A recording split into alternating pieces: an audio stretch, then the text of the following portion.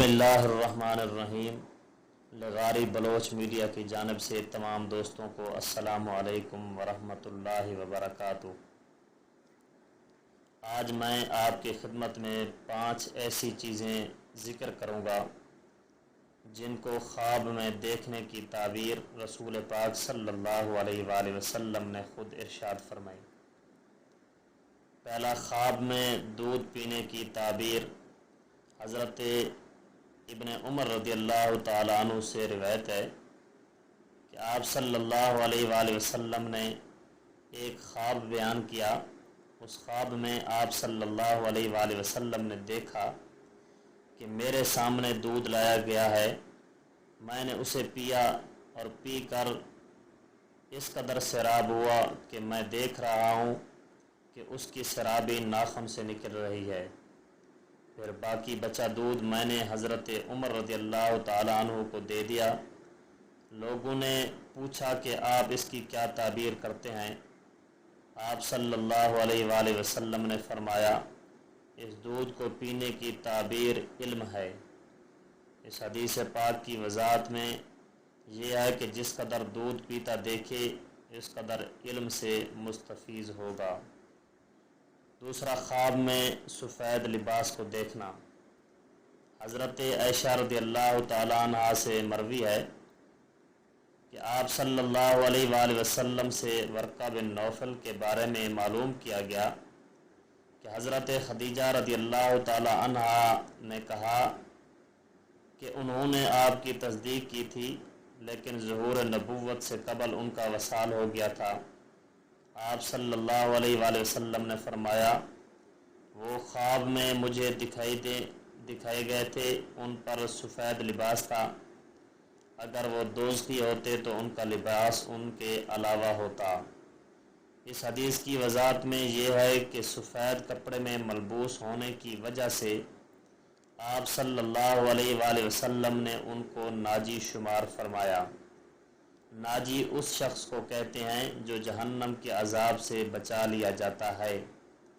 اس سے معلوم ہوا کہ اگر کسی فوت شدہ انسان کو سفید لباس میں دیکھا جائے تو یہ اس کے نجات یافتہ ہونے کی ہی علامت ہے۔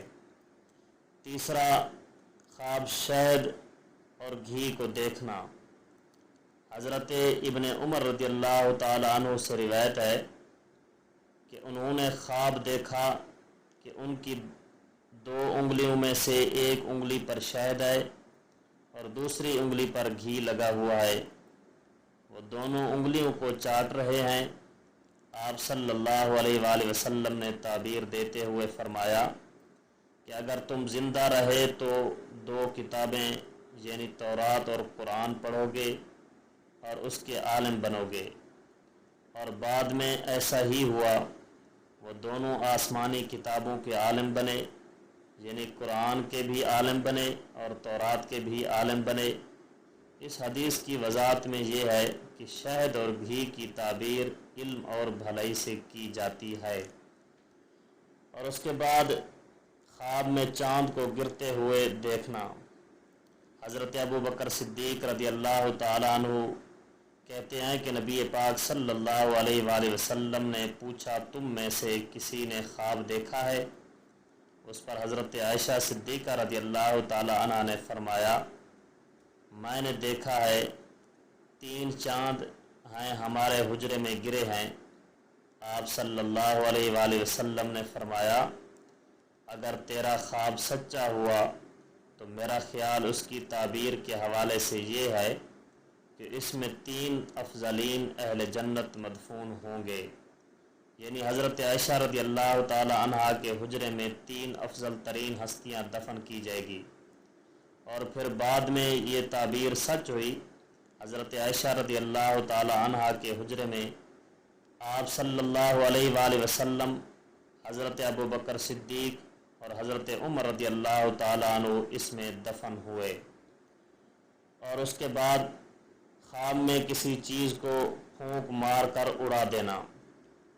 حضرت ابن عباس رضی اللہ تعالی عنہ سے روایت ہے، آپ صلی اللہ علیہ وآلہ وسلم نے اپنا خواب بیان کرتے ہوئے فرمایا، دیکھا کہ میرے ہاتھ میں سونے کے کنگن رکھ دیے گئے ہیں جو مجھے بڑے گراں گزرے، اور اس نے مجھے رنج میں ڈال دیا۔ خواب ہی میں مجھے کہا گیا کہ میں اسے پھونکوں، جیسا میں نے پھونک ماری تو دونوں اڑ گئے۔ اس خواب کو دیکھنے کے بعد حضور صلی اللہ علیہ وآلہ وسلم نے اس کی تعبیر یہ دی کہ وہ دو جھوٹے لوگ نبوت کا دعویٰ کریں گے لیکن ان کو ہلاک کر دیا جائے گا۔ اور پھر بعد میں ایسا ہی ہوا کہ ایک اسود انسی تھا جس نے نبوت کا دعویٰ کیا اور اسے فیروز نے یمن میں مار ڈالا تھا، اور دوسرا مسلمہ کذاب تھا جس نے نبوت کا دعویٰ کیا تھا اور اسے اکرمہ رضی اللہ تعالی عنہ نے جہنم واصل کر دیا تھا۔